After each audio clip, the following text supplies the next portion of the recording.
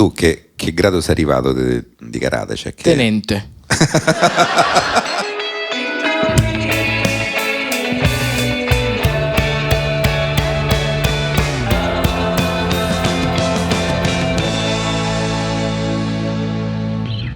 Buonasera a tutte e buonasera a tutti, benvenuti a una nuova puntata di Tintoria. Applauso.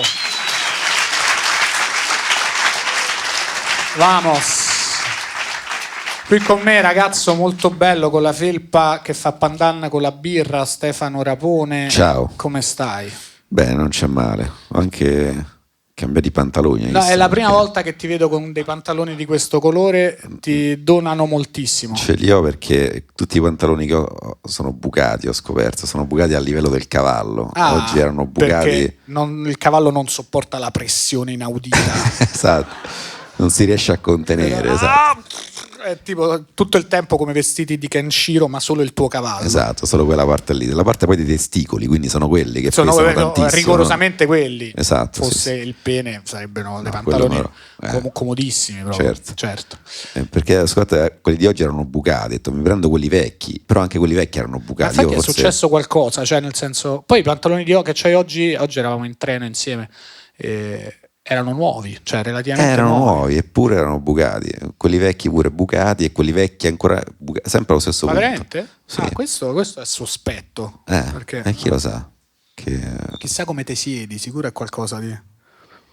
Come... No, che ne so, se sono tutti bucati, come ti siedi? Sugli spigoli. Che ne so, cioè, perché uno, vabbè, succede, due, che coincidenza, tre, sbagli qualcosa, cioè magari non sai dove ci si posiziona. Se a fine serata c'hai una staccionata che fa, forse fai quella cosa che scivoli sulle staccionate quando le vedi, quella cosa che fanno tutti, cioè presente quella cosa? Si fa, di scivolare? Certo, si fa.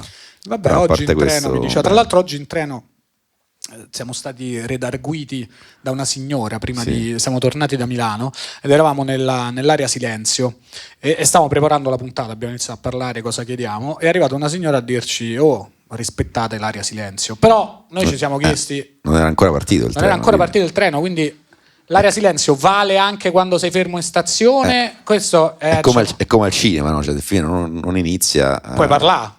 Esatto, finché il treno sta fermo. Cioè, stavamo a Milano Centrale, non è che dico no, ci stanno 50.000 persone, signore. Sì, quindi abbiamo litigato con questa vecchiaccia. Sì, no, vabbè. Diciamo. Vecchiaccia. Lei ci ha un po' rosicato perché ha detto no, l'area silenzio è come... Lei ci teneva molto, c'era una cosa, abbiamo detto, ma lei lavora per Ferrovie dello Stato? Sì. No, perché l'area silenzio è come è un'area sacra che serve a proteggere le orecchie dei viaggiatori e permette al treno di viaggiare a tutta velocità senza che dei rumori si insinuino nelle orecchie dei passeggeri. Noi diciamo che bella descrizione aulica dell'area silenzio, può approfondirla un po'? E lei ha detto ecco, fate finta che l'area silenzio sia un software che protegge le orecchie dei passeggeri, che sono come se fosse il pacchetto dati che viaggia e le protegge dai rumori, che è come se fossero dei virus. Capito? Ci ha detto. E noi abbiamo detto assolutamente no, non abbiamo capito se può sia più chiara, se può farci magari un esempio. E lei ha detto l'area silenzio è come se fosse NordVPN e noi lo potevi dire prima, vecchia de merda. No, non abbiamo no, non è vero, abbiamo detto sì. Ha detto ecco, certo, ma lei come lo conosce NordVPN? Lei ha detto mi stavo guardando la puntata di un podcast Tintoria e noi abbiamo fatto finta di niente perché devi fare il vago. Ci parli, ci dica signora, perché Stefano poi se la voleva. Vabbè, questo è un altro discorso. Non so se ha visto i miei pantaloni, signora, sono già pronto, esatto. È pronto per tutto. Sono già pronto.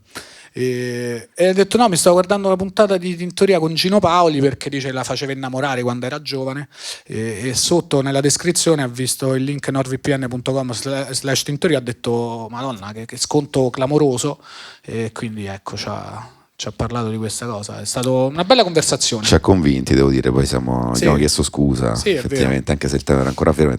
Andiamo fuori a parlare, e siamo andati verso l'altra carrozza, però c'era la porta che era chiusa e non si apriva e noi stavamo lì no, infatti è vero, ma che è possibile, che succede, com'è possibile che non ho più l'anima, pensavo io ero nel panico totale. Io ero dietro Stefano, lo vedevo che si agitava, dicevo, oddio sì, Stefano, non si apre, siamo in trappola, urlavo, in carrozza silenzio, era un casino. E la signora ha detto: no, guardi, basta che prema quel tasto, quel pulsante lì, è molto semplice, basta che allunga il dito e basta un click. Ecco qua. E pure questa sera ce l'abbiamo fatta. Ma non è certo grazie all'area silenzio dei nostri straordinari treni ad alta velocità se siamo arrivati a fare tutte queste puntate. Non è grazie ai miei pantaloni. Non è grazie ai tuoi pantaloni, potrebbe essere grazie all'ottima birra del Borgo che ringraziamo, ma soprattutto deve essere grazie agli ospiti straordinari che abbiamo la fortuna di invitare ogni volta, quindi senza ulteriori indugi chiamo sul palco l'ospite di questa sera, signore e signori, solo per voi Tony Bongi.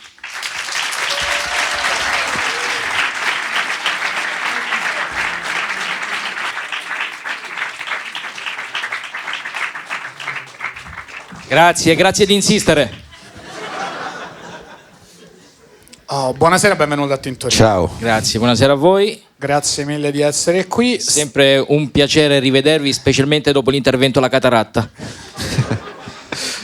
Stefano, che ha la fortuna di lavorare insieme a te, quindi ti conosce meglio, si era preparato una domanda. Sì. Come stai? Subito così? Beh, sto come le foglie in autunno in una cisterna di vimini. Quindi... Quei detti che non... Quindi abbastanza bene, come stanno? Sì, no, sono felice, sono felice e sono molto contento di essere felice. Devo dire che questa cosa, il film sta andando bene, Quale film? Non sono qua per un film? No. Come non detto. Magari c'è un film che sta andando bene che ti piace. No, sì, ma c'è un film che sta andando bene, sì. E quindi comunque mi piace questa cosa. Sì, esatto. Vuol dire che il cinema funziona. Ancora. Infatti, ancora. Sì, no, tutto bene.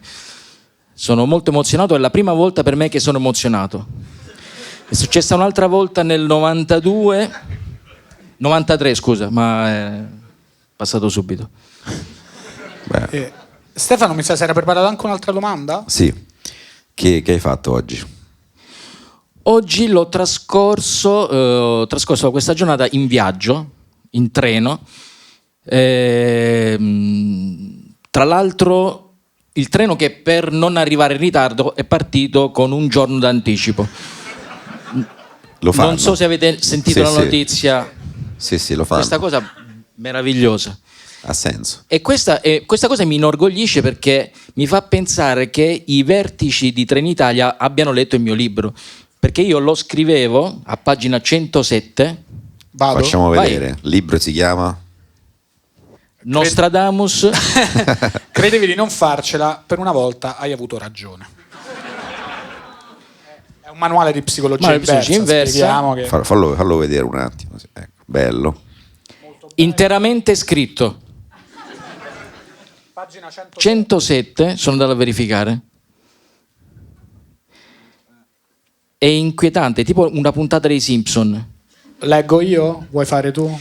Allora, qua parlavo del il problem creation, cioè che è l'opposto del problem solving. Certo.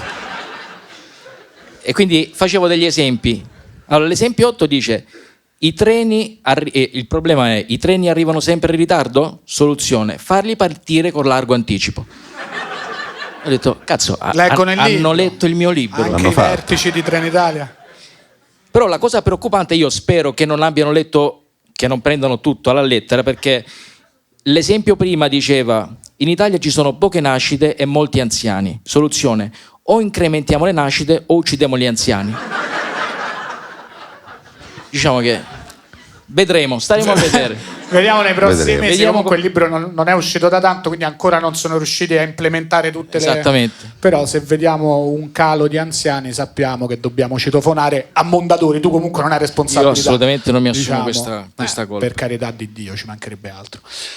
A noi ci piace chiedere agli ospiti come hanno iniziato. Io posso bere? Tu puoi bere. In quella borraccia c'è anche dell'acqua. Perfetto. Ragazzi, favorite? La borraccia favoriamo, è anche... facciamo un brindisi. Salute.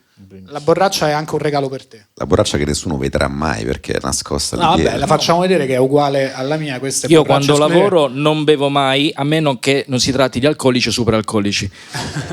Questa, ma bellissima, È tintoria. bello oggetto. Questa, diciamo, facciamo una pubblicità, non è in vendita, è solo per gli ospiti che vengono. Questo è un pezzo Bello. esclusivo. Se ci devi mettere il latte fai un figurone perché sembra un po' quella del latte dei cosi americani. Grazie. Avrei preferito un diamante, però. È una cosa mia. Quello, tuo pezzo. pensavo Sì. dalla puntata 300 in poi un piccolo diamante per gli ospiti. Vabbè, comunque se vi viene... Anche per dopo. Non dici, va sentitevi bene. obbligati, dai. Va bene.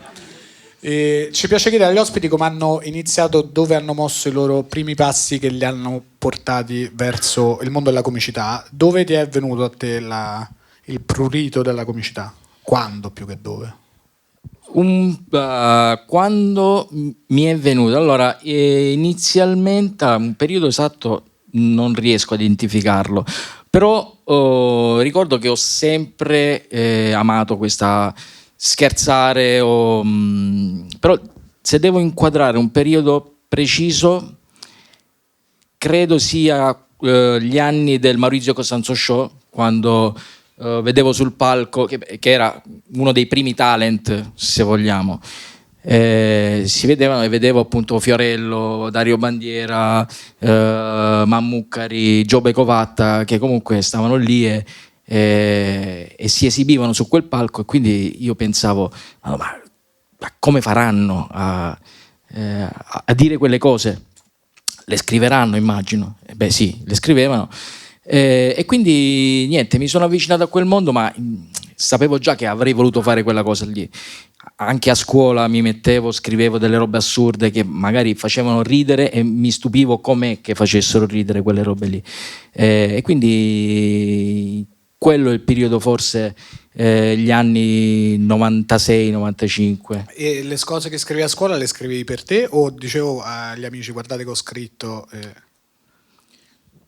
Le scrivevo, no, scrivevo delle finte lettere che erano delle supercazzole e poi le facevo girare, ma non dicevo che era roba mia. Mi divertivo a vedere la reazione di quelli che leggevano ma senza un intento particolare, per pura follia. Però capivo che era, diciamo, probabilmente la strada che avrei preso. Ho avuto sempre questa follia, cioè nel senso, anche quando facevo gli scherzi, solitamente si condividono gli scherzi con altre persone perché poi si gode a vedere quello che succede, ma io a volte faccio degli scherzi che durano anni e nessuno sa che sono degli scherzi, tranne me. E questa cosa non lo so, cioè, è da malati mentali. Ma tipo che scherzi hai fatto? Si possono... Tipo quando andavo all'università, quel mese che andai all'università, ricordo che c'era la bacheca dove si mettevano gli avvisi, studente cerca lezioni, impartisce lezioni di inglese. A quei tempi non c'erano i cellulari, non c'erano i social, quindi parliamo del 1936. E quindi io non potevo neanche fare una foto e dimostrare guarda questa cosa qui, la facevo solo per me. Quindi io ci mettevo, quando nessuno mi vedeva, mettevo degli avvisi solo per vedere la reazione di quelli che andavano a leggere, tipo vendesi cucciolo di pastore belga morto da poco ad ottimo prezzo, e mettevo il numero del telefono di un amico, che sembrava la cosa più giusta da fare. E quindi la gente che andava lì vedeva l'avviso vero e poi si soffermava su questo povero cucciolo morto che qualcuno voleva vendere. E niente, a me divertivano queste robe qua. E qualcuno mi ha chiamato poi, il tuo amico? Probabilmente sì, però come ti dicevo non lo so. Non lo so. E forse magari se lo ha chiamato adesso lo saprà che soprattutto chi ha chiamato evidentemente era veramente interessato ad acquistare un cucciolo di pastore belga morto da poco. Certo. Sì, quello è un avviso a prova di perditempo, cioè chiama solo chi proprio dice ma è proprio belga. Sì. Ma è già decomposto? No.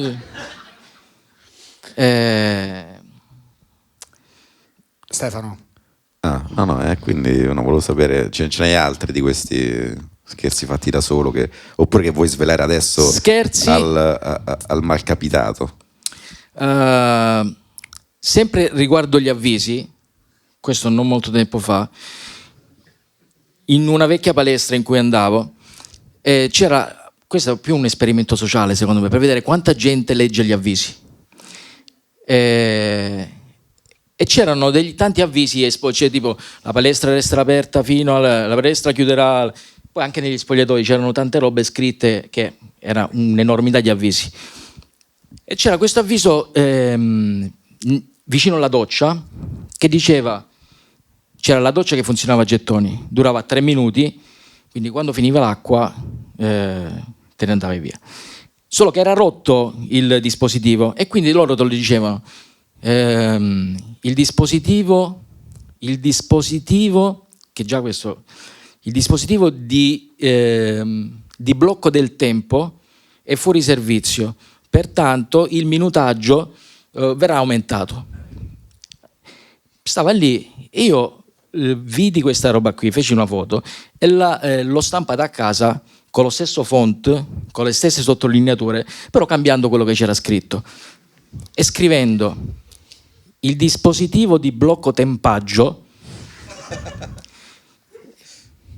è stato spostato in sala pesi,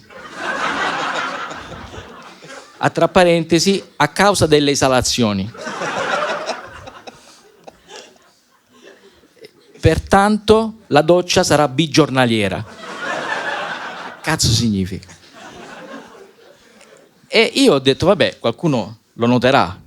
Niente, sono passate 2 settimane e quello stava lì, la gente entrava e usciva dalla doccia. Ma questa cosa è assurda. Beh, bellissimo, spero che sia ancora... No, poi un giorno rientro nei spogliatoi e vedo una calca che finalmente avevano capito. Qualcuno aveva fatto notare questa cosa qui.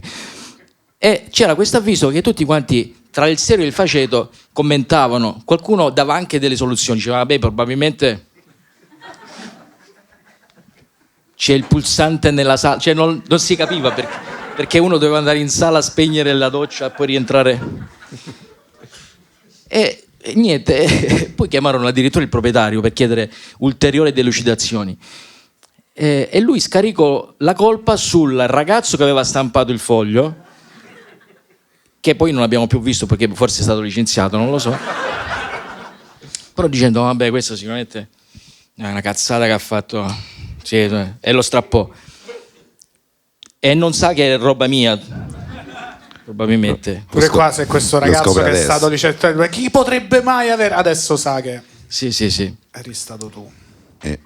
Ma tu quindi andavi in palestra perché poi cioè tu facevi anche... No, solo per mettere gli avvisi. Solo per mettere gli avvisi. Ma anche all'università.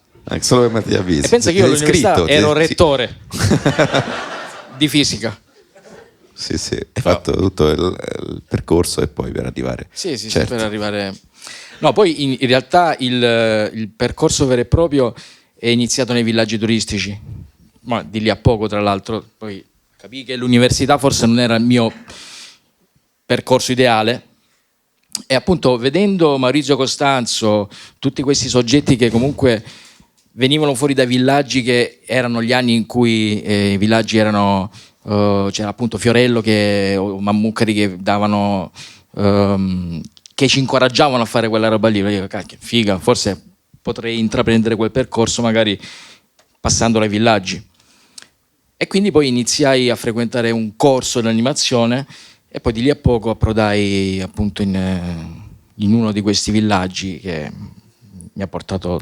Anche se io in realtà poi non ero tanto attivo al corso, cioè feci questo corso, tant'è vero che non mi chiamarono subito. La stagione era quasi, non ultimata, però era metà luglio. E quindi quando arriva io ero la riserva della riserva della riserva. Questo perché sono sempre stato molto riservato, diciamo. Certo. Ma scusa, com'era il corso per animatori? Cioè, che ti fanno fare? Ti spiegano intanto ti danno delle regole, cioè ti dicono se vieni al villaggio per pensare che pensi di verrai a divertirti, non è proprio così, cioè vieni a divertirti però si lavora, perché ci sono comunque tanti per 24 ore lavori, perché la sera prepari il musical, durante il giorno fai contatto, devi stare sempre sorridente, ti danno delle regole, non devi mettere gli occhiali, non farti vedere mentre bevi davanti ai clienti, tutte queste robe qua. Poi a seconda della mansione che hai ti indirizzano, ti danno delle nozioni specifiche, tipo se tu sei più portato per fare il DJ, ci sarà qualcuno che ti spiega il tuo approccio all'animazione. Chi invece farà magari mini club avrà qualcuno che spiegherà come approcciarsi con i bambini, insomma c'è questa roba qua. E tu che eri, che specializzazione avevi? Io ero jolly contatto, che era il contattista, fondamentalmente quello che non ha una mansione specifica, però appunto è quello che deve andare sotto gli ombrelloni a coinvolgere le persone, che, diciamo, questo in realtà arrivò dopo, perché inizialmente ero torneista, cioè addetto ai tornei. Che fa il torneista? Cioè che tipo di tornei? Tu dici ok, pallavolo, voi due contro voi due. Il torneista è quello che organizza appunto i veri tornei della cioè la mansione con cui sono entrato, i vari tornei di ping pong, calcetto, e si occupa appunto di trovare le squadre e di portare avanti il torneo. E di fatto io quando entrai, il capo animatore che mi vide con gli zoccoli di legno e con gli occhiali da sole non ebbe una bella impressione di me, anche perché arrivavo a metà luglio ed ero la riserva della riserva, quindi dicevo, mi disse guarda, stasera c'è la presentazione equip, era sabato, c'è la gente che arriva, tu non dire niente, io ti passo il microfono, tu dici solo come ti chiami, cosa fai e il torneo di domani e basta. E dici, solo questo? E quindi poi in effetti dissi solo questo. E fu il mio primo approccio con il microfono. Quando mi presentò io dissi buonasera, sono Tony, sono allenatore nazionale della Federazione Italiana di Sport Orientamento, psicologo, psicoterapeuta, docente di psicologia all'Università degli Studi di Chieti. Domani faremo il torneo di Skybike. In cosa consiste? A mezzo di un'imbragatura collegata ad un seggiolino munito di staffe d'alluminio e un motore ad elica a due tempi da 700 cm3, verrete catapultati a 90 metri di quota ad una velocità di circa 200 km/h. Il torneo è obbligatorio, si gioca a coppia, mentre uno viene sparato nell'atmosfera, l'altro rimane a terra, vince quello che rimane a terra. Vediamo il filmato.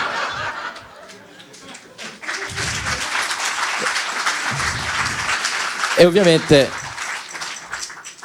non c'era il filmato. Non c'era un filmato. Certo, lì si saranno accorti che... Però vidi il gelo negli occhi del capo animatore che... Poi in realtà ci abbiamo fatto 10 anni di animazione assieme con lui. Ma davvero questo è stato l'approccio vero? Questo è il primo, sì. Ah, e la gente rideva però immagino. Sì. La gente rideva... tranne 6 persone però poi... La gente rideva, però hanno detto magari torneista più avanti, vanni a fare contatto ombrellone. Ma da lì hanno capito, cioè questa è una persona che possiamo sfruttare, oppure cioè in senso di comico, oppure hanno detto che è pazzo. Beh, fermo restando che io il torneo di Skybike l'avrei fatto veramente. Certo. Cioè, poi di lì appunto partii subito come jolly contatto, come contattista, però di base ci si dà una mano in tutti i campi, facevo anche tornei, cioè non è che uno è meglio dell'altro, semplicemente partii subito come jolly contattista, seppur in sordina all'inizio appunto pensavano, però no, quello fu il mio primo approccio partendo dai villaggi. Quanto tempo hai fatto i villaggi? Quante... Ho fatto una decina di stagioni più o meno. Senti, c'è una domanda che però che è obbligatoria, che va fatta a tutte le persone che hanno lavorato nei villaggi. Istruttore di tennis. È vero che si incontrano molte persone e ci si fa... Predisposte alla copula? Sì, predisposta alla... Non avrei saputo... Purtroppo è obbligatoria, non puoi parlare con una lavoratrice, te la devo fare questa domanda, capisci? Beh, credo sia stato detto tutto ormai a riguardo. No, vabbè, sicuramente sì.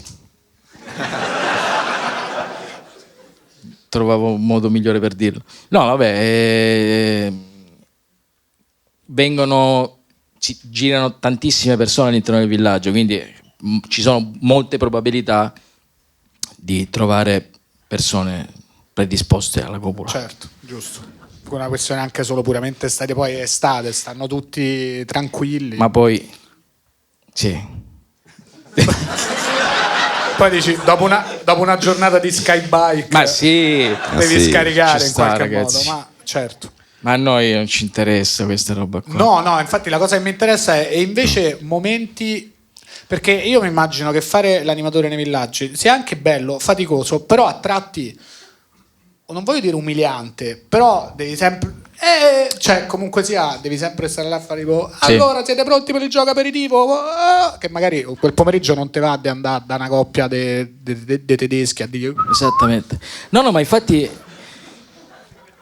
esattamente quello, cioè il principio secondo cui cioè è proprio una scuola per cioè ti abitua a dover mettere una maschera anche quando non vorresti, perché anche se tu quel giorno magari stai con i tuoi pensieri, comunque devi affrontare la giornata col sorriso e coinvolgere le persone. E sicuramente è stata appunto un bel allenamento. Poi in realtà capitava che anche il contrario, che gente di tutte le categorie, fasce, che dal chirurgo o comunque dall'operaio erano esattamente allo stesso livello, quindi capitava che sul palco riuscivamo a coinvolgere il primario di chirurgia così come l'operaio, anche loro si divertivano, tante volte appunto erano loro stessi a farsi coinvolgere, quindi poi sicuramente come dici tu a volte è più difficile. Però no, se lo fai con un'idea è bello, è faticoso. sì, quello mi sembra proprio faticoso. La classica cosa è pensi mi diverto e poi invece ti diverti pure, però ti spacchi la schiena parecchio. Anche lì feci uno scherzo. E vai. Allora c'era una serata lì ero entrato in quel mood e dovevo cambiare tutte quante le robe, no? E c'era il musical Scugnizzi. Certo. Ce ne ha parlato Aurora Leone, se no non diremmo certo, però c'è O Russo e non me. Sì, esatto, certo.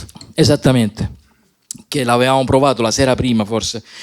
Quindi c'era la coreografa che per far ricordare bene i cambi di vestito, cambi di abiti e le varie parti, aveva messo dietro le quinte nel backstage, aveva appeso ai muri tutti i copioni e gli ingressi delle varie ragazze e ragazzi, quindi e io anche lì li fotografai tutti e li ristampai con le sottolineature, con lo stesso font, però con cose incomprensibili.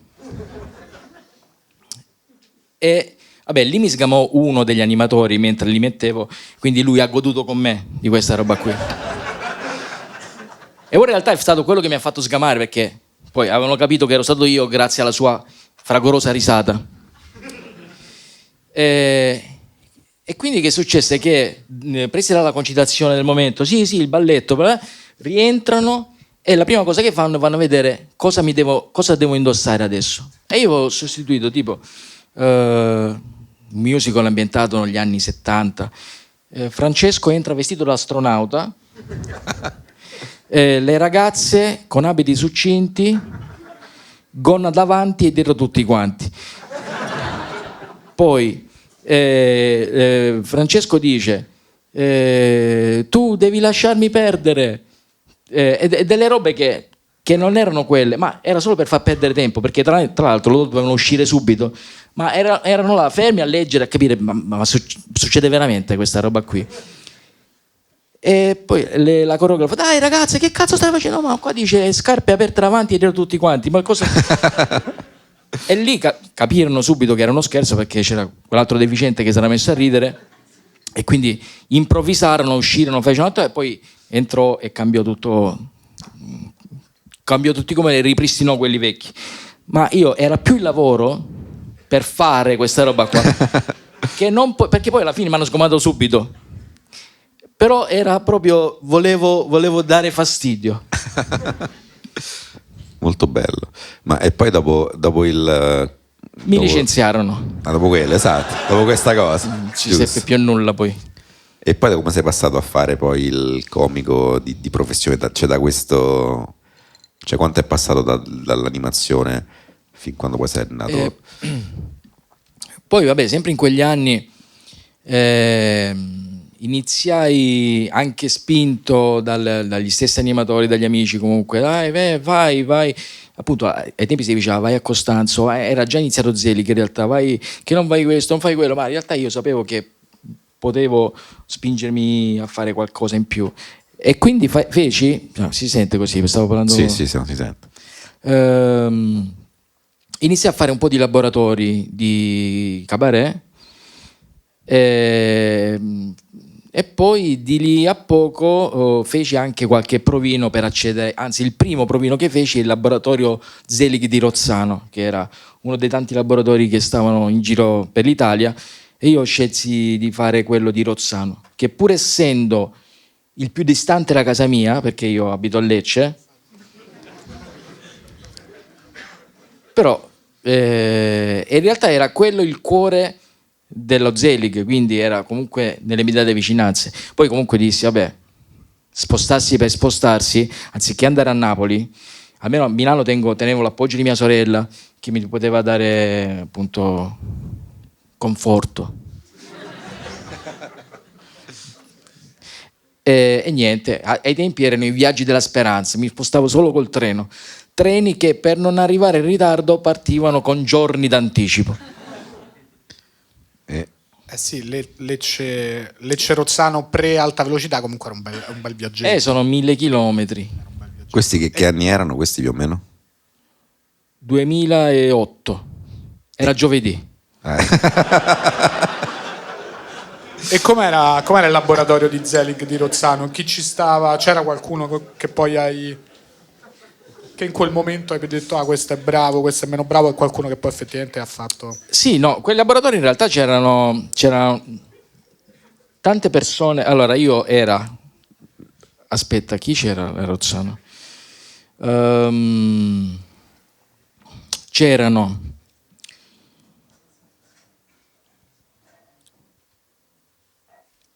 no, quello veniva da Genova, porca miseria, chi cacchio è? Puoi dire anche quello che veniva da Genova. Suggerite. Chi c'era a Rozzano nel 2008, se vi ricordate? Rozzano di quelli che sono usciti in TV, ricordiamo. Sai che non mi ricordo. Non ti sono rimasti impressi? Non sono rimasti. Nessuno? Possibile? Non è entrato nessuno. Mi sembra strana questa cosa. No, è che ho un vuoto di memoria che dura dal 97. e rientra anche questo. Ma e tu scusa, fai il laboratorio, boom, ti prendono Zeligoff? Zeligoff, che poi in realtà poi feci subito un po', cioè feci lo Zeligoff fatto veramente pochissime puntate. E chi lo presentava Zeligoff? Federico Basso e Teresa Mannino. Okay. Quello di Seconda Serata. Sì. Ma ti ricordi che provino, che cosa hai fatto lì? Cioè, hai già un pezzo oppure hai improvvisato? No, ai tempi facevo questo personaggio che era il presentatore con lo smoking, che entrava con la cartelletta e presentava degli ospiti, dei personaggi che vedeva solo lui, mandava filmati. Grazie di insistere, ben ritrovati se eravate persi. Sono felice, sono molto contento di essere felice. Sta per iniziare un grande spettacolo di cabaret al Palasport a Milano, quindi se volete andare fate ancora a tempo. Questo è uno spettacolo fuori dal comune, in genere lo facciamo in piazza del municipio. Stasera ci dobbiamo arrangiare qua. Io di solito mi esibisco da solo, a volte capita che ci sia anche qualcuno a guardarmi come quest'oggi e vi ringrazio.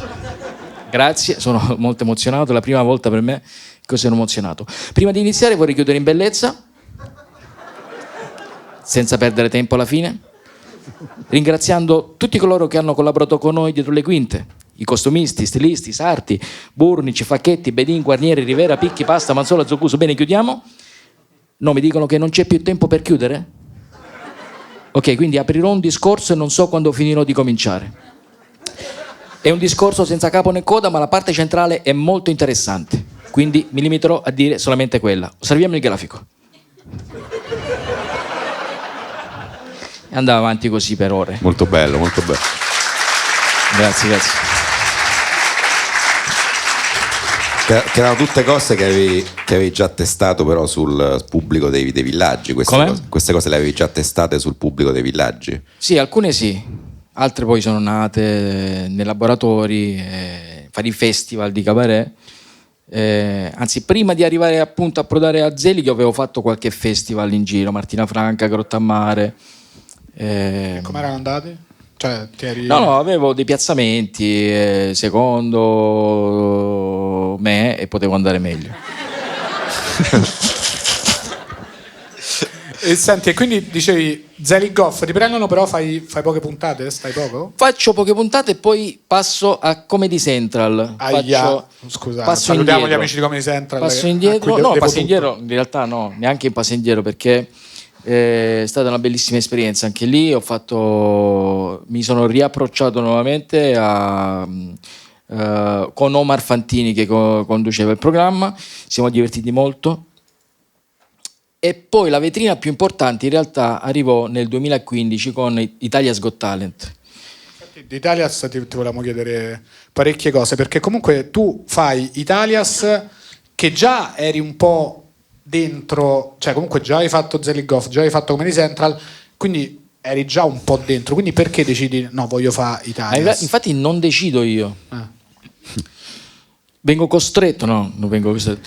Io in effetti non mi piaceva l'idea proprio dei talent o dei contest, queste robe qui, più che altro perché mi dava fastidio l'idea di dover salire sul palco, togliersi la maschera, quindi dire ciao, faccio il geometra, faccio questo, viva Lecce, bla bla bla. Ah, ok, adesso cosa fai qui questa sera? No, questa sera sono venuto. Facci ridere adesso. Quindi questa roba qui non mi interessava a me, poi soprattutto confrontarmi con, cioè non era questo che volevo fare. Era l'anno, il 2015, in cui Italia's Got Talent passò da Mediaset a Sky, quindi diventava il format originale, non era più quello maccheronico di Mediaset, con tutto il rispetto per Mediaset, ma era fondamentalmente un'altra regia, era più curato. Quindi mi contattarono su Facebook, in Messenger, uno degli autori, e cercavano dei comici che facessero cose particolari, ed il mio nome gli era stato dato da un collega e io gli dissi la stessa cosa che ho detto adesso a voi: guarda, ti ringrazio, però non mi piace, cioè nel senso che non fa per me. E lui ebbe la benevolenza, dopo 7 giorni più o meno, una settimana, di riscrivermi tipo spam, che poi è Lucio Wilson. Salutiamo, che è il capo progetto di Jalappa Show, dicendomi: guarda che c'erano 2 autori per i comici, Lucio Wilson e Giovanni Benincasa. Salutiamo anche Giovanni.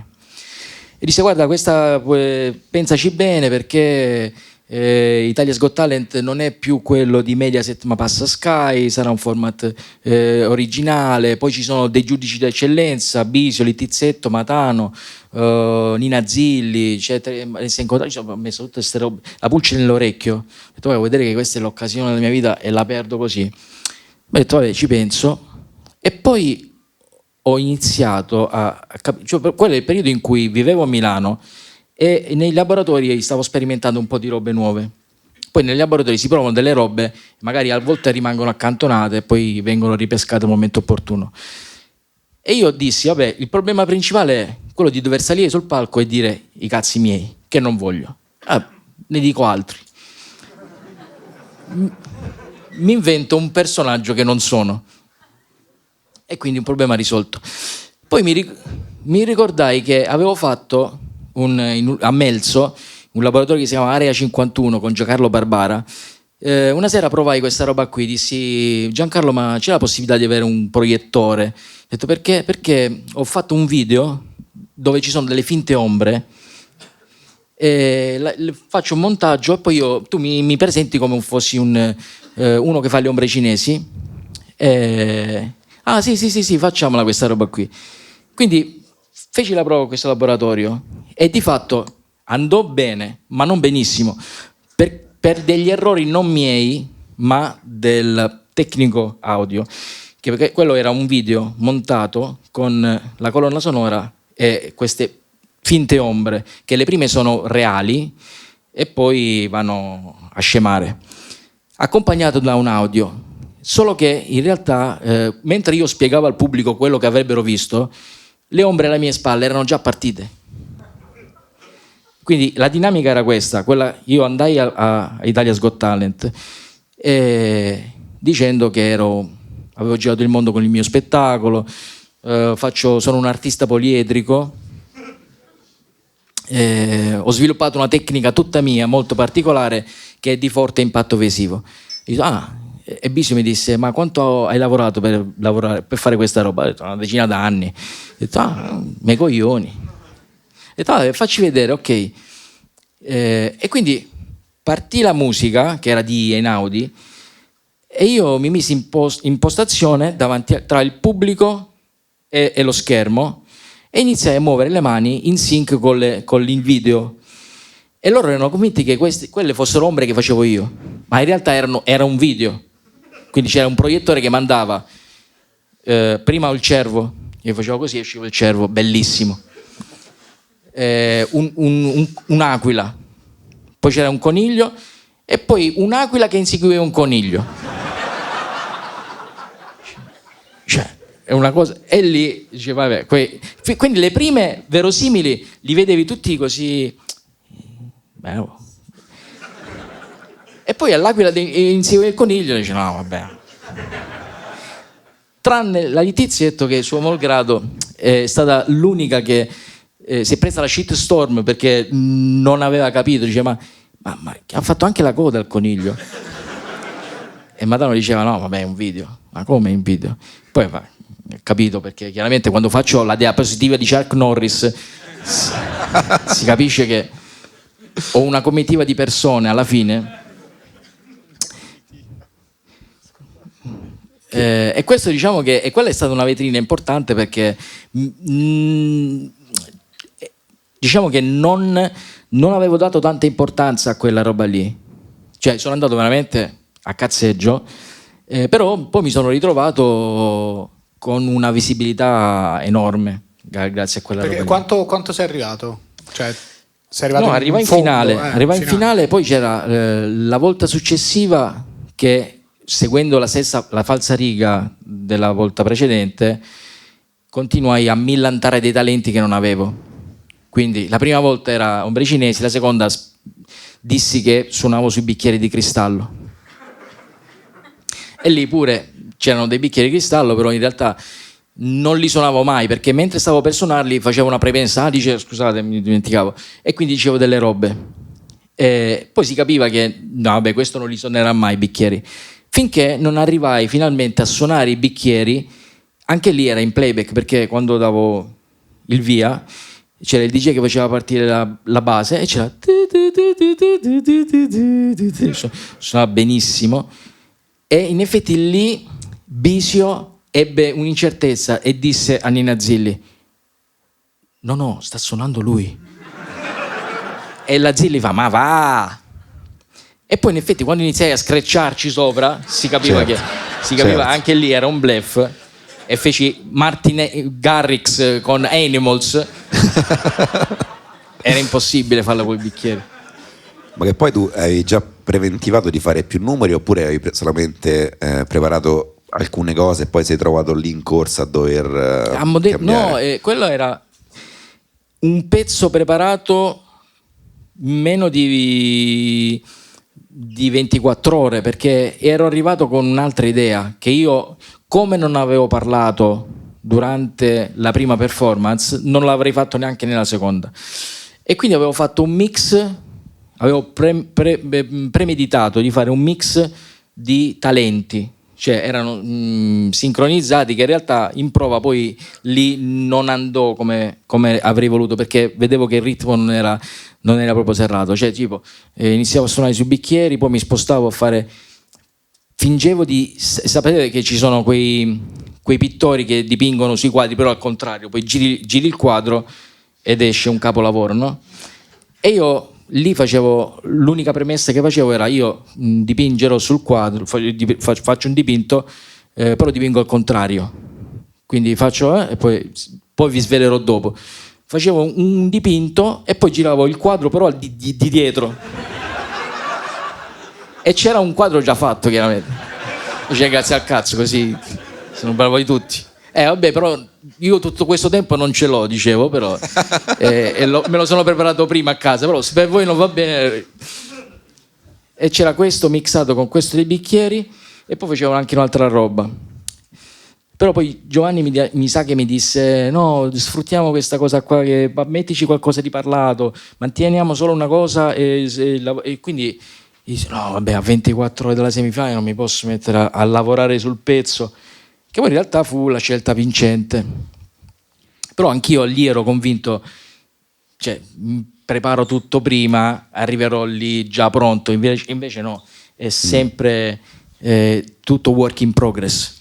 E in finale ti ricordi chi ha vinto? Simone Alani, che era un illusionista. Salutiamo. Che... Simone Alani era uno che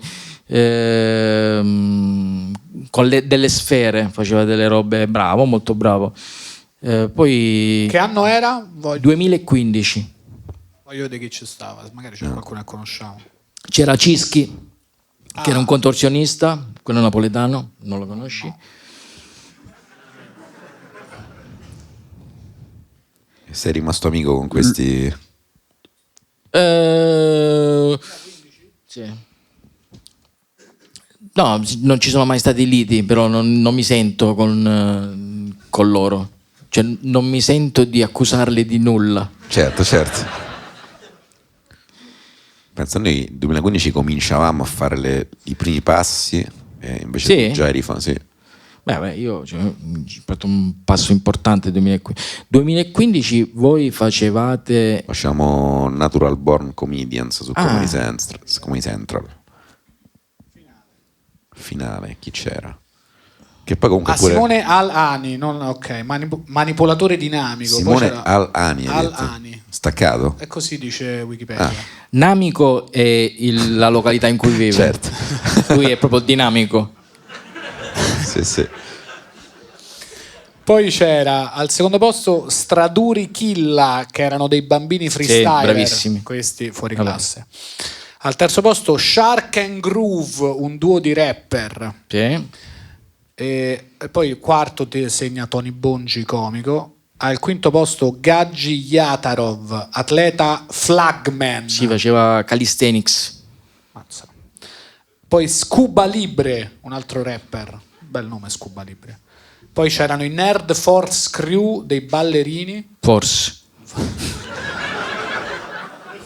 Caterina Giordano, cantante, che ricordiamo tutti. Martina Giammarini, Sì, molto brava, che era una cantante e una ballerina sorda, tra l'altro. Molto brava.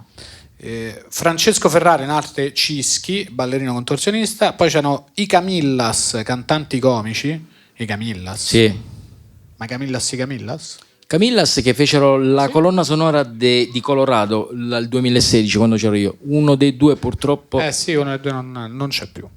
E poi all'ultimo posto, o comunque uno dall'ultimo posto, Vanity Crew, ballerini sui tacchi. E i Vanity Crew questa sera sono qui! Grandi Vanity Crew.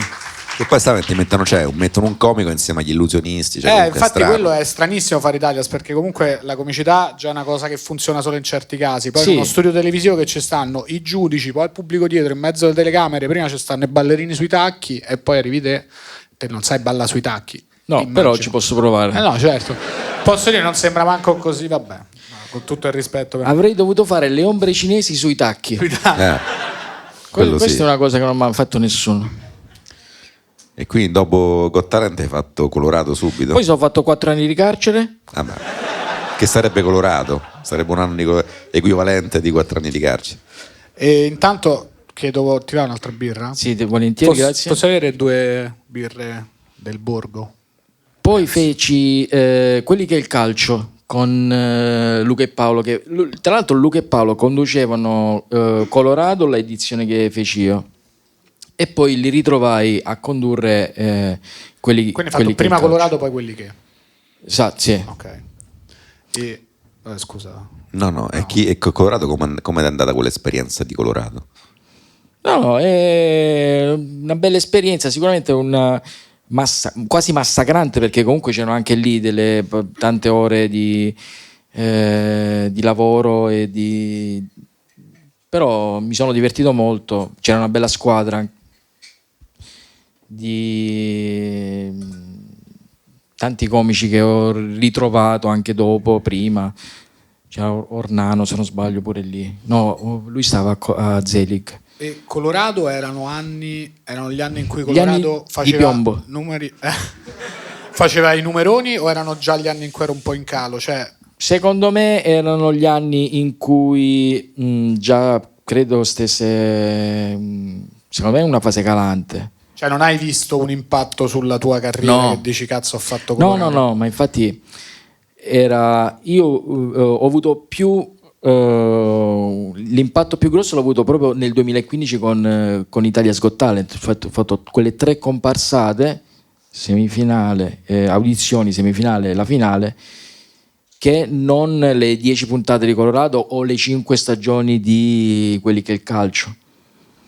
Cioè, nel senso che sono tutte complementari, perché probabilmente non sarei arrivato né uno né l'altra, forse se non fossi passato da prima ma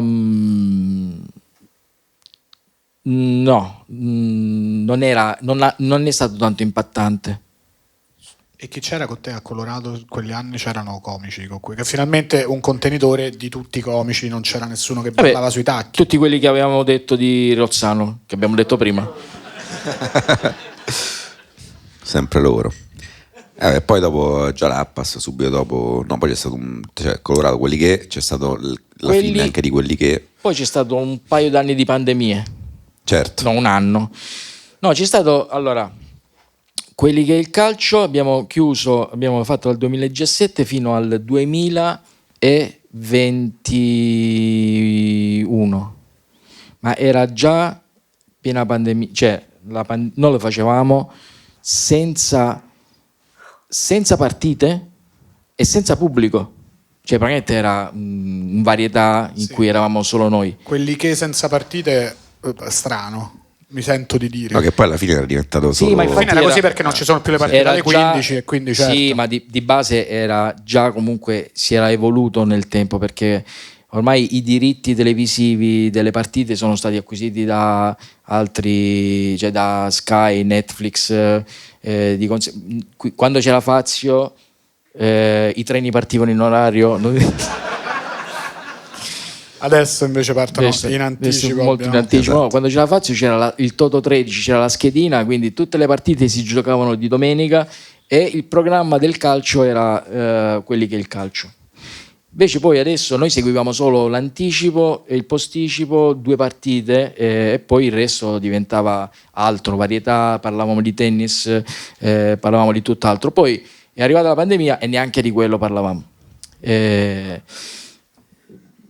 Poi finché ci passarono alla prima serata del lunedì e niente, poi ci hanno chiuso. A malo modo. Credo che il colpo di grazia sia stato assumere Sì, questo io non ragazzo volevo dirlo, qua. però Lui è veramente il bacio della morte preso a quelli che programma trentennale finito. Come amo dire, il Marco Cappato che salutiamo. Sì. Marco, un amico. Vabbè, poi dopo Jalapas, quindi adesso... Ma tu l'hai già incontrati loro? No. Come sei subentrato lì? Sempre Santo Lucio Wilson, che appunto era stava appunto collaborando con loro, mi disse ti va di fare una chiacchierata con i Jalappi, mandi uno showreel, facciamo vedere chi di farti conoscere. Loro comunque sono stati subito interessati e quindi poi salì a Milano e abbiamo proposto un po' di idee, loro sono piaciute e siamo entrati subito in sintonia. Però non li avevo mai conosciuti, cioè sapevo chi erano, che chiaramente sono cresciuto con i programmi della Jalapas, quindi poter parlare solamente con loro mi sembrava una gran figata. Tant'è vero che io ero salito a Milano per fare una chiacchierata, ma non pensavo che già loro stavano, dicevano, allora tu farai, già faccio, ok, perfetto. Cioè, questa cosa già mi piaceva. No, con loro poi ci si trova, anche tu lo sai, si trova benissimo, quindi si lavora bene, c'è una bella squadra. Poi l'ambiente di lavoro è importante, se lavori bene, se stai in armonia nel gruppo, ma anche tutti quanti sono molto carini, non solo il gruppo dei comici, ma i tecnici che lavorano, gli autori, costumisti, stilisti, sarti, burnici, facchetti. Ma poi tu, tra l'altro, però tu comunque lavori tanto a Milano, ma stai a Lecce. Come mai Sto a Lecce. Come mai fai questa scelta di farti ogni volta questi voli intercontinentali per arrivare a lavorare, anziché trasferirti magari? No, c'è stato un periodo in cui ho vissuto anche a Milano, che era quando facevo Central Station, che facevo su Comedy Central. Quindi dal 2010 al 2013. Poi capitato che non si muovevano le cose come avrei voluto e ritornai giù perché avevo finito la liquidità e ho detto vabbè, il lavoro che faccio mi porterà comunque sempre a spostarmi, perché adesso magari sto lavorando a Milano, ma domani chi mi dice che lavorerò a Milano e magari non lavorerò a Roma o ad altre parti, o magari semplicemente dovrò comunque girare per fare serate da qualche parte. Quindi ho detto finché avrò la possibilità di vivere dove sto meglio, non che a Milano si stia male, però a Lecce si sta abbastanza bene, preferisco continuare a vivere qui e a spostarmi all'occorrenza. E devo dire che ci sono riuscito, cioè mi sta riuscendo bene questa cosa. Sono entrato in amicizia col personale di bordo, ormai mi conoscono, quindi mi trattano come un figlio, tipo mi prendono a schiaffi quando mi devono rimproverare. E vabbè. Ma l'aeroporto sta a Lecce? No, l'aeroporto del Salento è a Brindisi. A Brindisi, infatti. Brindisi Linate. Brindisi Linate, sono un'ora e mezza. Poi adesso Linate è abbastanza clamoroso, cioè comunque c'è la metro là e vai. Sì, no, ma infatti è proprio nel cuore della città. Tu arrivi a Milano, poi non ci sono neanche più quei tempi biblici che devi andare in aeroporto 3-4 ore prima. Cioè io veramente arrivo che salgo sull'aereo, giusto il tempo di mettermi alla guida.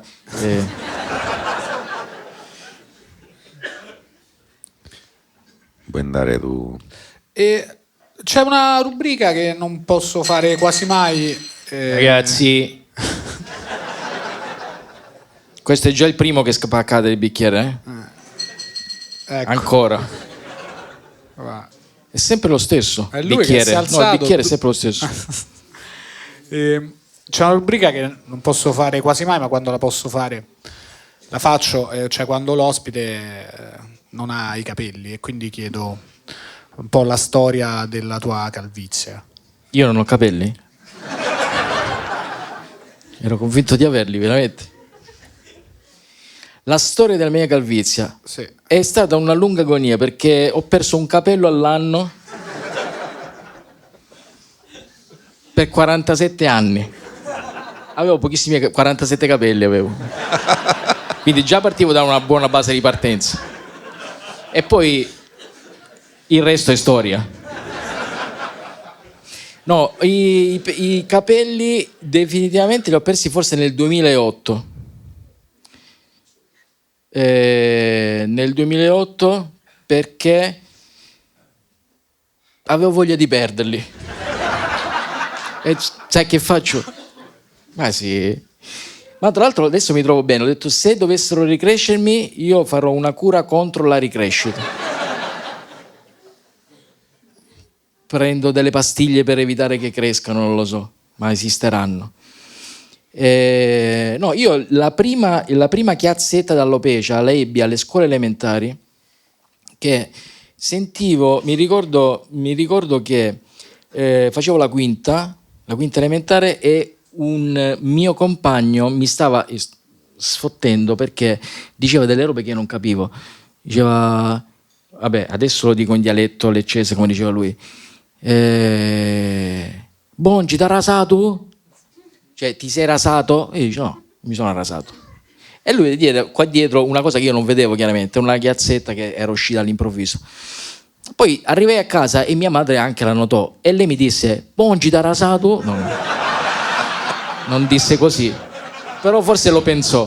Allora capì che venivo già bullizzato a malo modo anche in famiglia.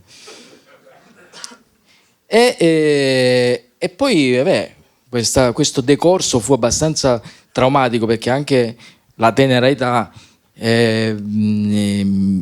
portava a perdere i capelli a ciocche, quindi in quel periodo diciamo non la vivevo benissimo.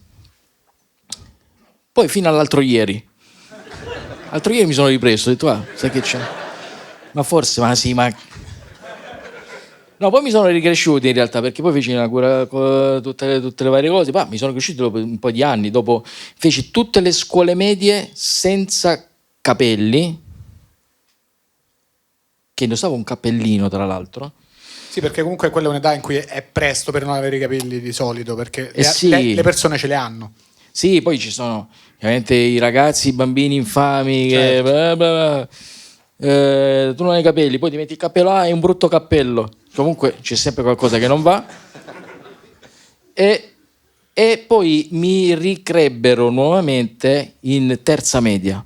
Improvvisamente, mi ricordo quel giorno che mi presentai in classe senza cappello, che mia madre mi vide uscire di casa e pensò, vabbè, se lo sarà dimenticato, perché ormai talmente tanta l'abitudine che, pur essendomi cresciuti i capelli nel frattempo, comunque mi sembrava strano togliermelo, perché era un po' come andare in giro nudi, che non c'è niente di male, per carità, lo faccio ogni giorno, però e andai lì e chiaramente tutti quanti mi guardavano strano. Era il giorno che vinse lo scudetto il Napoli nell'86, io ancora non ero nato.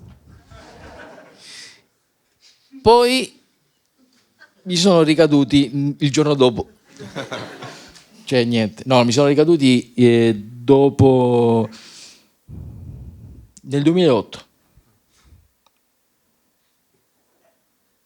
In seguito non lo so, no, in realtà ero nel 2008, no, niente, in seguito a un meteorite, se proprio devo dare un evento catastrofico.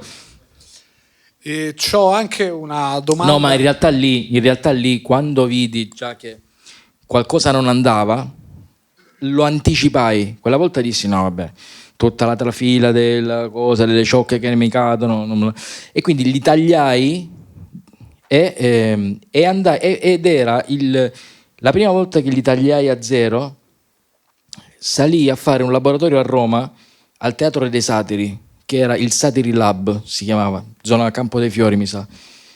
Ed era proprio il 2008. Voi ancora non eravate nati. No, esatto. E poi da allora sono rimasto affezionato a questo taglio. Sì, perché poi una volta che uno... Però comunque... Sì, è aerodinamico. Sì. No, però Anzi, ti caratterizza anche, forse c'è una cosa che... io lo consiglio a tutti. E poi non potresti fare cose come questa. Grande. Io questa la conservo gelosamente. Questa è un portachiavi con la faccia di Tony Bongi. Non vi confondete. Meraviglioso. Così è Tony Bongi. Così è Tony Bongi. Certo. Questo è un Tony Bongi in miniatura. Diciamolo che è in miniatura perché sennò non si capisce. Sì, è in scala 1:2. Questa, ce ne hai anche di dimensioni più grandi di queste? Puoi fare un fermacarte? Questo è un regalo che feci a Rapone un po' di tempo fa, quando ha scoperto che avevo acquistato una stampante 3D e mi stavo dilettando nel fare delle robe con questa stampante 3D. Quindi l'avevo comprata come un vezzo, ho detto vabbè, ci farò delle robe, e adesso in effetti la utilizzo come poggia per poggiare la telecamera, fondamentalmente. Certo. Cioè, per niente. Però ho scoperto che questa roba qui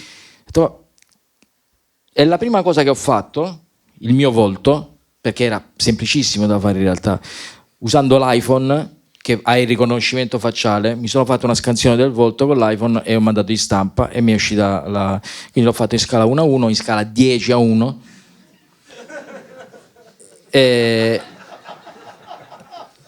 Però non so. E poi faccio tante altre cose, tipo cornicioni di pizze, che è una cosa che nessuno farebbe mai. Poi io ho detto, li faccio, voglio vedere dove arrivo. Che sai, ci sono due correnti di pensiero, c'è chi li scarta e c'è chi invece no, li mangia.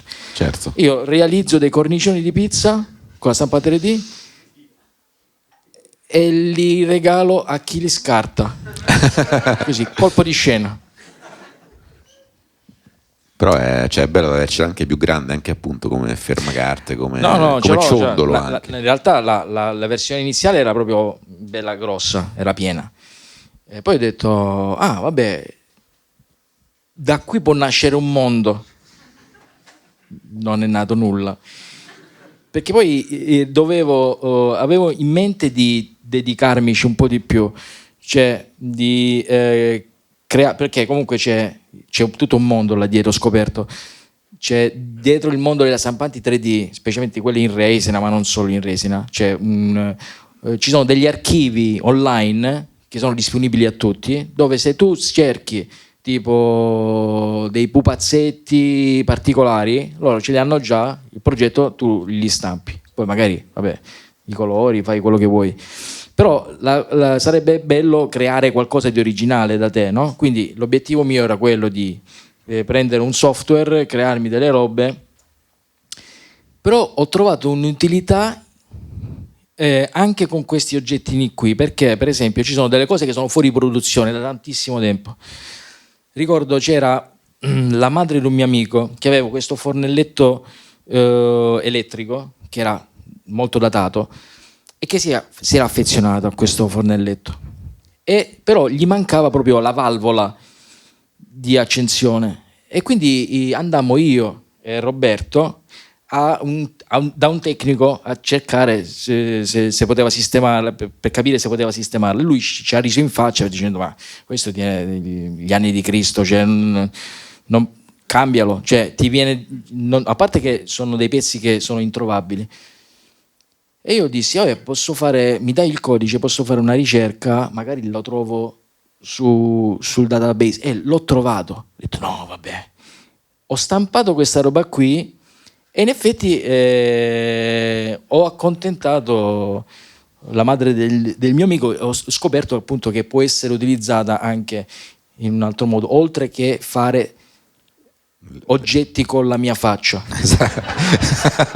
Cioè che non è che Gli oggetti li faccio con la stampante, che Certo. Però hanno la faccia. sono certo. fatti hanno la forma della mia faccia. Certo. E è nata prima mi hai detto che vai in palestra. È nata prima quindi la calvizie della palestra, come spesso accade, o la palestra c'è sempre avuto la passione? Ho sempre avuto la passione per la calvizie. No, è nata. La calvizie arriva dopo. No, vabbè, la palestra in realtà ho iniziato già a 6 anni a fare. A 6 anni iniziai a fare karate e l'ho fatto fino a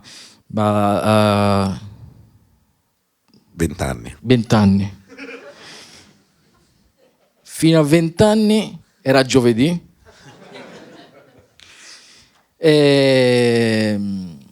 E poi niente, partii per il militare e mollai e presi tutt'altra strada. Però aspetta, tu che grado sei arrivato di karate? Cioè che... Tenente.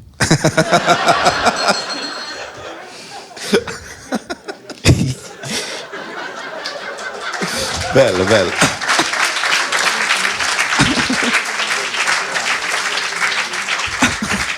Io sono un tenente di karate. No, nera, ma ormai è prescritta la nera perché non lo faccio veramente da tantissimi anni. Cade in prescrizione la cintura di karate? La devi, No, la cade devi in prescrizione rinnovare? io, nel senso che no, ricordo tutto, però chiaramente se non pratichi. Poi, come diceva il mio maestro, e lo dice tuttora, la cintura serve per reggere i pantaloni fondamentalmente. Quindi è solo il colore, è tutta una disciplina dietro. No, la disciplina, la cultura giapponese mi ha sempre affascinato. E devo dire che comunque anche gli anni di karate o comunque lo sport in genere, secondo me, ti dà una disciplina. Io, al di là che poi di dove arrivi e di che obiettivi raggiungi, è sicuramente un qualcosa di buono. E questo è il messaggio che vorremmo lanciare ai giovani questa sera. Fate karate. Quindi tu sapresti menare qualcuno? Dipende, martedì, quando facciamo? Dipende, perché io... ma a Milano? Milano, sì. Milano sì. Ma ti è capitato di finire in delle situazioni in cui Io hai usato? sai che non sono mai... magari esco da qua e mi crepano di mazzate. Non ricordo di aver fatto mai risse. Ah, Tranne 6 volte, certo. 7, poi basta. Vabbè, quella strage in Egitto ne abbiamo parlato Sì, prima. Poi quella però non ne parliamo. Possiamo poi- chiederti di Quella quella. non era parlato. voluta. No, certo, quello se la sono cercata, ma ne parliamo poi in privato. Scusa, invece il militare come... Perché noi non l'abbiamo fatto. Com'è stato fare il militare quando facevi gli scherzi pure lì? Facevo gli scherzi, aspetta, vediamo, sicuramente qualcosa l'avrò fatta. Feci esplodere la macchina. No, non ricordo di aver fatto scherzi. Militare no, però... No, uno scherzo interessante è uno scherzo che feci ai miei genitori. Ne ho fatti diversi.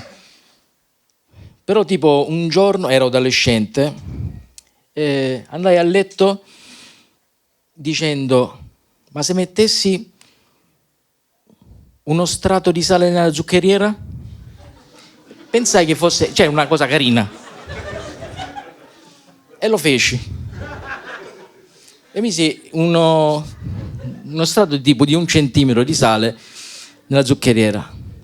Quindi l'indomani mia madre si alzò per fare il caffè e io mi svegliai con mia sorella, ci svegliammo con le imprecazioni di mio padre, che chiaramente non è piacevole bere un caffè salato la mattina. Quindi mia madre, dispiaciutissima, poverina, è andata a fare un ulteriore caffè. Persona distrutta da questa Sì, cosa. Senti, c'è un lamento no, di una ma è mia madre. È la madre, ecco. esatto. La male. Che adesso solo scopre.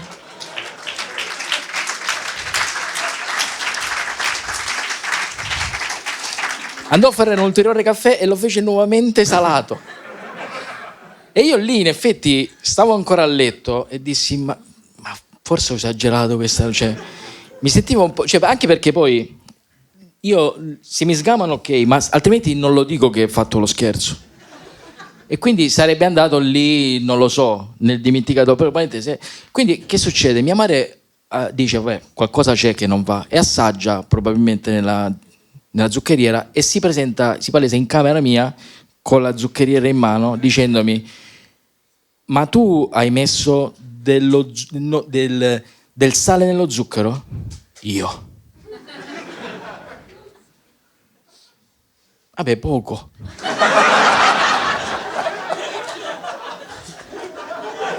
Cioè, non è che ho riempito la zuccheriera, ma cioè, fai vedere che chissà che ho fatto.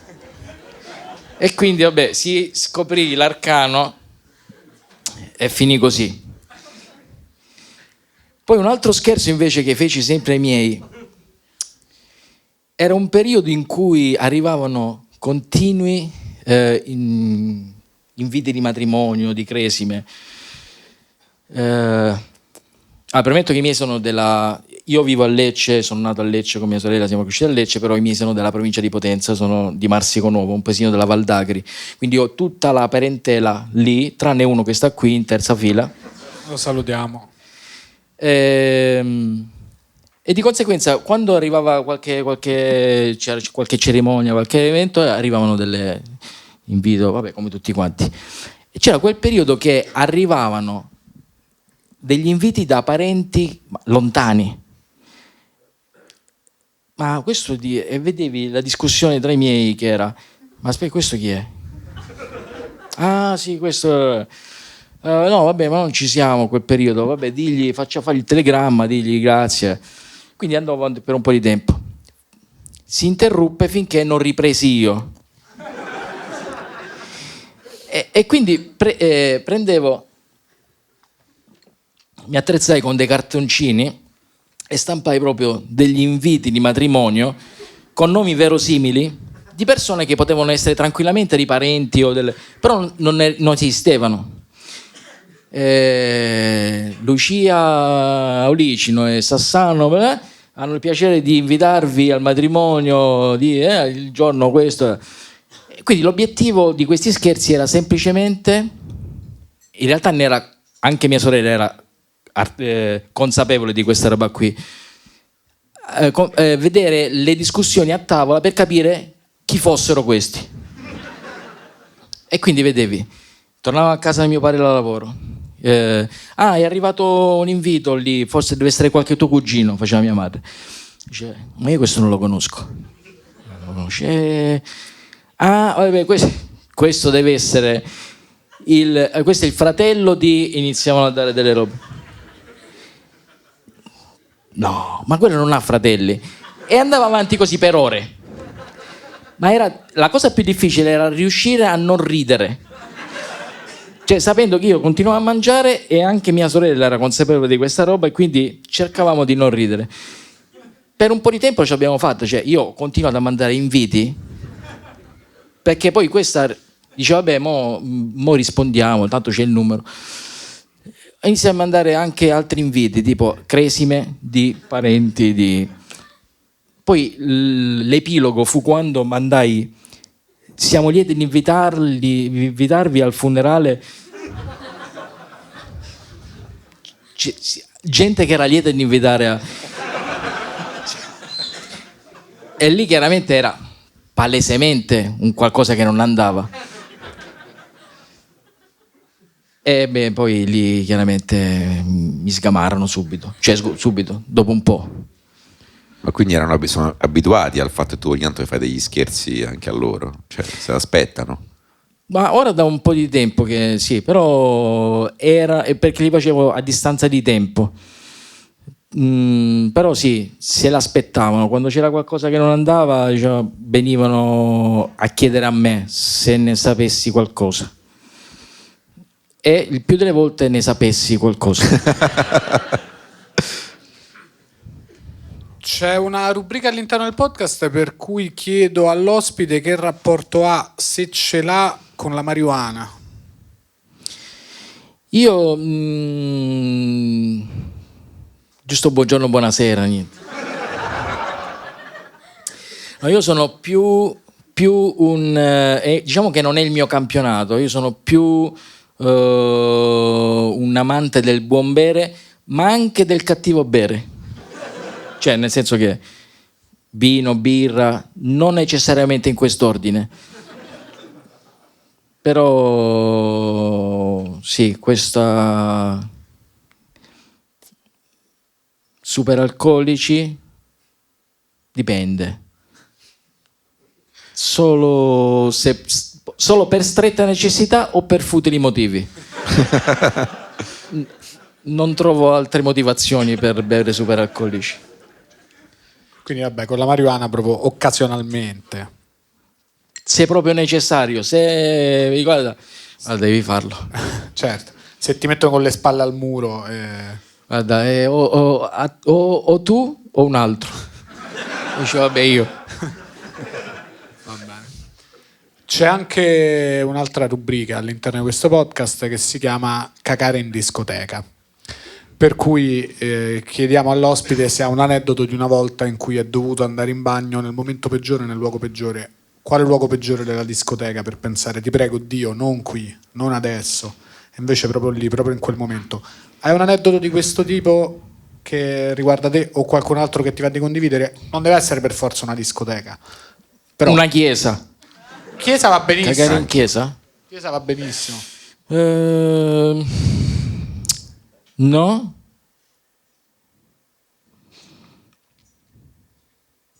No, va bene come risposta. No.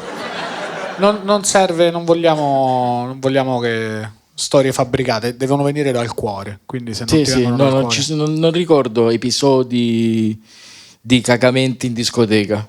Non per forza cioè proprio di cagamenti. No, anche cagamenti estremi. In genere. Io solito non cago. Ah, beh, questo chiaramente ti esclude da questo campionato d'élite.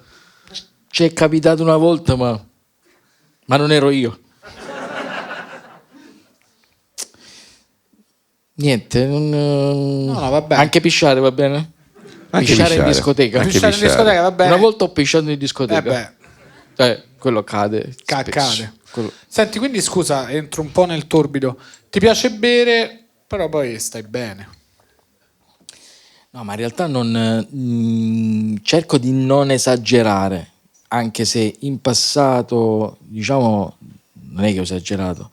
Però sai, quando si è giovani non si capiscono i limiti, le robe, però tutto sommato io sono a me piace la birra, il vino, quando sto in compagnia è anche un momento di convivialità, quindi quando vedo che sto esagerando un poco capisco che poi non mi diverto più, perché poi entri in quella fase in cui poi ti penti, dici madonna mia.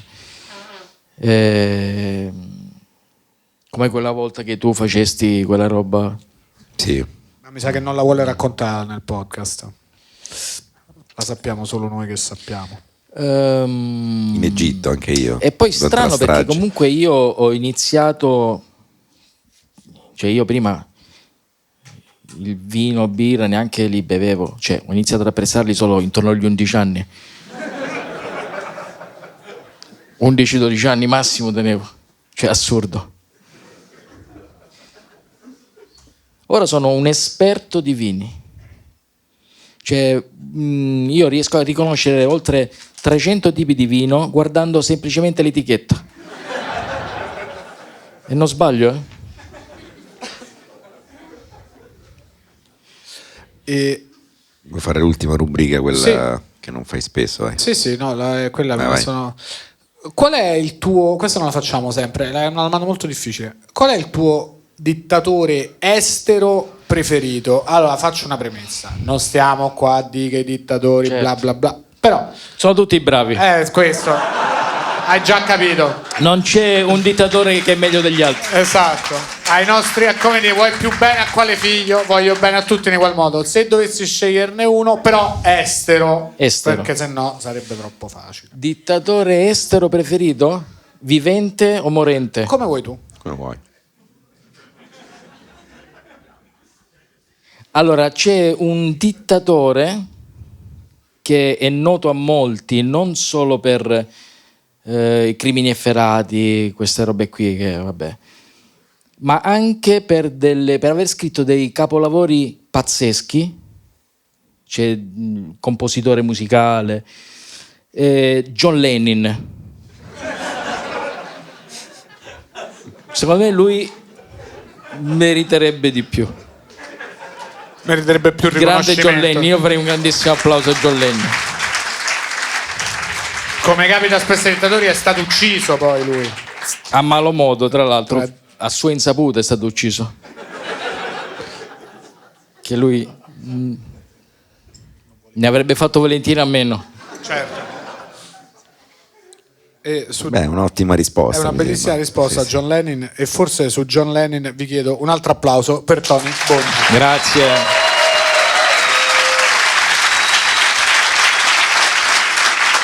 Se vi va, fatelo anche a Stefano Rapone, Daniele Tinti, a Snodo, a The Comedy Club. Fate un applauso a voi che siete venuti qua stasera a riempire questo locale, e un altro applauso per l'ospite di oggi.